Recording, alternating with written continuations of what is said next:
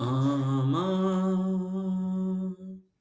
পূজার ফুল ভালোবাসা হয়ে গেছে, তুমি যেন ভুল বোঝো না। মালা গেথে রেখেছি, পরাবো তোমায়, তুমি যেন খুলে ছিঁড়ে ফেলো না।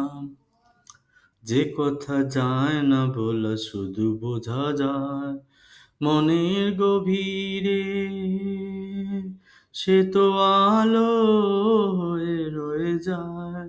সেই আলোর দিনেও কোনো দিনও কোনো দিনও মুছে যাবে না